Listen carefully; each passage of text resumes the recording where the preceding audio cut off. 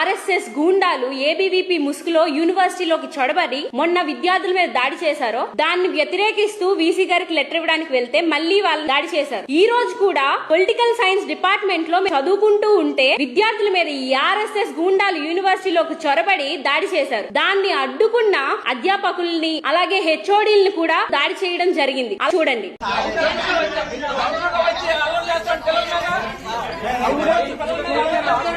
RSS గూండాల్ని vacate చేయమని చెప్పిన Andhra university chief dean officer ని కూడా ఆయన ఇమ్మాన్యుయల్ అని పేరు పెట్టుకున్నారని చెప్పి క్రిస్టియన్ అని చెప్పి కూడా మతాన్ని ఆపాదించి ఆయన్ని కూడా దుర్భాషలాడుతూ దూషిస్తా ఉన్నారు. చూడండి.